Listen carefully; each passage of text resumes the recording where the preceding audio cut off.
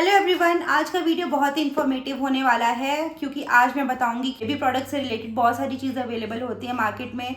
तो ज़रूरी नहीं है कि वो सारी चीज़ें आपको परचेज करनी है। हालांकि आपके पेरेंट्स, इन लॉज, फ्रेंड्स, बहुत सारे लोग आपको सजेस्ट करेंगे कि ये खरीद लो, ये खरीद लो, आपको ये यूज़ करना है, पाउडर यूज़ करना चाहिए, वॉकर यूज़ करना चाहिए, वगैरह वगैरह बहुत सारी चीज़ें वो लोग बोलेंगे आपको। लेकिन आपको कोई भी मेजर डिसीजन लेने से पहले अपने पीडियाट्रिशियन से ही पूछना है, उनसे बात करनी है, उसके बाद ही प्रोडक्ट्स यूज़ करने हैं बेबी के लिए।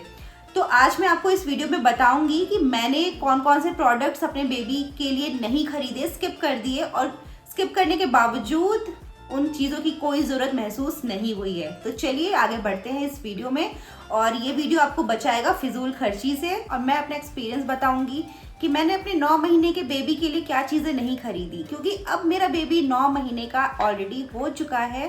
तो मुझे थोड़ा एक्सपीरियंस हो चुका है कि बेबीज़ के लिए क्या चीज़ें लेनी है और क्या चीज़ें नहीं लेनी है। मार्केट में तो बहुत सारी चीज़ें अवेलेबल होती हैं, लेकिन ज़रूरी नहीं है कि हम वो सारी चीज़ें खरीदें। बहुत सारी चीज़ें ऐसी हैं जिनके बिना भी हमारा काम आराम से चल जाएगा। तो चलिए स्टार्ट करते हैं आज का वीडियो, एंड तक देखिएगा।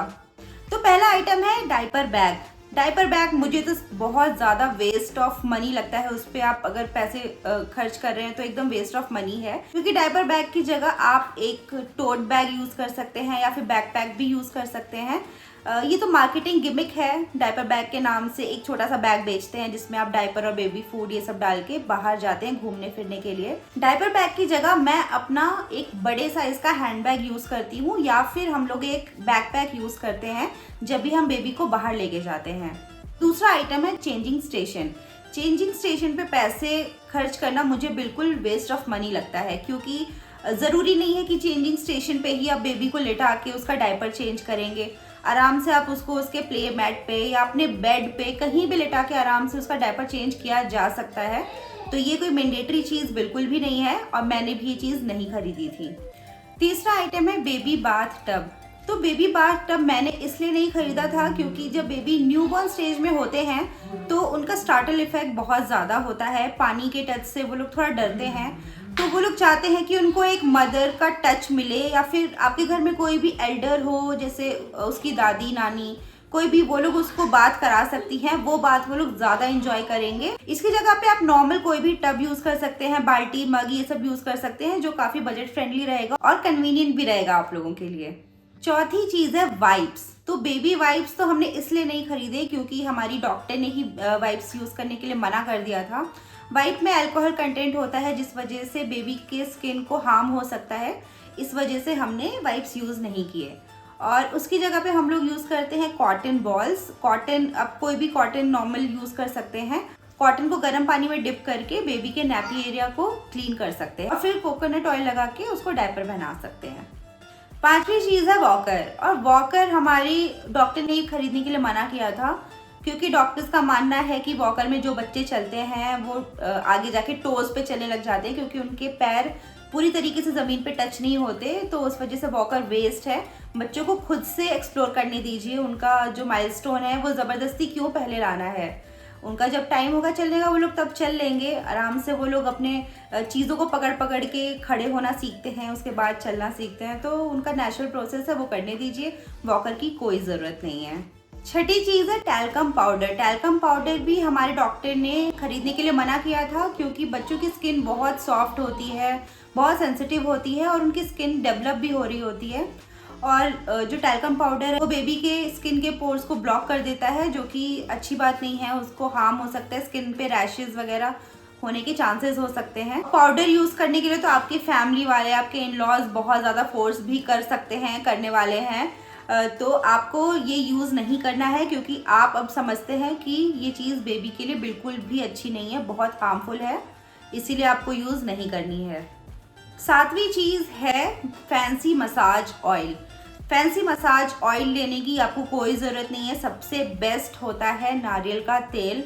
आप वर्जिन कोकोनट ऑयल खरीदिए, अमेज़न पे मिल जाता है इजीली। मैं आपको दिखाती हूँ कि मैं कौन सा यूज़ करती हूँ। ये जो स्क्रीन पे आप वीडियो देख रहे हैं, मैं वही वाला ब्रांड यूज़ करती हूँ। इस ब्रांड का नाम है मैक्स केयर, और आप ये आसानी से अमेज़न से परचेज कर सकते हैं, और ये हमेशा डिस्काउंटेड प्राइस पे आपको आसानी से मिल जाएगा। तो आप जाइए अमेज़न से बाई कीजिए, और फैंसी मसाज ऑयल लेने की कोई ज़रूरत नहीं है। 8वीं चीज़ है पैकेज्ड बेबी फूड। मैंने पैकेज्ड बेबी फूड बिल्कुल भी नहीं खरीदे अपने बेबी के लिए। उसने बाहर का कुछ भी अभी तक टेस्ट नहीं किया है। जो भी उसको खिलाया है घर पे ही बना के खिलाया है, और हमने इसलिए यूज़ नहीं किए क्योंकि उसमें बहुत ज़्यादा टेस्ट इन्हांसर्स होते हैं, प्रिजर्वेटिव्स होते हैं और बहुत ज़्यादा शुगर भी होती है, जो कि बेबी के लिए बिल्कुल भी अच्छी नहीं होती है। शुगर तो वैसे भी बेबी के पहले साल में बिल्कुल भी नहीं देनी चाहिए, इसीलिए हमने नहीं खरीदा। और वैसे भी हम लोग फ्यूचर में भी नहीं खरीदेंगे। उसको फ्रूट्स, सब्जी और खिचड़ी वगैरह बना के हम लोग घर पे ही खिलाते हैं, तो इसीलिए हमने पैकेज बेबी फूड नहीं खरीदा। 9वीं चीज़ है नर्सिंग पिलो। नर्सिंग पिलो की जगह पे नॉर्मल पिलोज यूज़ किए, जो घर पे आप नॉर्मली सोने के लिए यूज़ करते हैं। मैंने वही यूज़ किया, अपने लैप पे रख के बेबी को वहाँ लिटाया और फीड किया था। ये ज़्यादा सुविधाजनक और बजट फ्रेंडली रहता है। 10वीं चीज़ है बेबी मॉनिटर। बेबी मॉनिटर वैसे तो काम की चीज़ है, लेकिन हमारे इसलिए काम नहीं आई क्योंकि बेबी हमारे ही रूम में सोता था। हमने अपने ही रूम में उसका कॉट रखा है, वो अपने कॉट में सोता है। रात को जब भी उसको दिक्कत होती है तो हम हमेशा उसके लिए अवेलेबल रहते हैं पूरी रात को, तो बिल्कुल भी बेबी मॉनिटर की ज़रूरत नहीं पड़ी। तो हमारे लिए तो ये यूजलेस था, इसीलिए हमने नहीं खरीदा। छोटे बच्चों को तो आप हमेशा अपने साथ ही सुलाते हैं, तो आई डोंट थिंक कि इसकी बहुत ज़्यादा ज़रूरत पड़ती है। अगली चीज़ है स्टरलाइज़र। स्टरलाइज़र हमने नहीं खरीदा। हमारा बेबी फॉर्मूला फीड पे था, लेकिन स्टिल हमको स्टरलाइज़र की ज़रूरत नहीं पड़ी क्योंकि हमने घर पे ही स्टरलाइज करने का तरीका निकाल लिया था। एक बड़े से बर्तन में गर्म पानी डाल के बॉटल डालते हैं और वो स्टरलाइज हो जाता है 10 मिनट के अंदर। तो अलग से स्टरलाइज़र लेने की कोई ज़रूरत नहीं है। वो बहुत एक्सपेंसिव भी आते हैं और मुझे इसका कोई पॉइंट नहीं लगता ये खरीदने का, क्योंकि आप घर में ही एक बड़े से बर्तन और गर्म पानी के साथ बॉटल को स्टरलाइज कर सकते हैं आसानी से। आखिरी चीज़ है बेबी बाउंसर। बेबी बाउंसर तो एकदम ही वेस्ट चीज़ लगी मुझे, क्योंकि आप इसकी जगह पे एक प्ले मैट खरीद सकते हैं और प्ले मैट पे आप बेबी को आराम से लिटा सकते हैं। वहाँ पे वो अपने हैंड्स और लेग्स को मूव करेगा, बॉडी को टर्न करेगा, बैठने का ट्राई करेगा और टमी टाइम भी उसका आराम से हो जाएगा। तो वो प्ले मैट पे आराम से खेल सकता है। तो मुझे नहीं लगता है कि बेबी बाउंसर की कोई ज़रूरत होती है घर में। आप प्ले मैट खरीदिए, बेबी उस पर आराम से खेलेगा और आप भी उसके साथ वहाँ बैठ के खेल सकते हैं। तो ये थी उन चीज़ों की लिस्ट जो मैंने अपने बेबी के लिए नहीं खरीदी और फिर भी चीज़ें बहुत स्मूथ चली और चल रही हैं। इसीलिए मैं आपको फिर से रिक्वेस्ट करती हूँ कि आप अपने पीडियाट्रिशियन से पूछे बिना कोई भी डिसीजन मत लीजिए किसी भी प्रोडक्ट के बारे में, क्योंकि उनसे बेहतर आपको गाइड कोई नहीं कर सकता। ना आपके पेरेंट्स, ना आपके इन-लॉज या ना आपके फ्रेंड्स, कोई भी नहीं। सिर्फ वही लोग ऐसे हैं जो आपको सही राह दिखाएंगे। तो चलिए अब मिलते हैं अब अगले वीडियो में। तब तक के लिए thank you, tata, bye bye.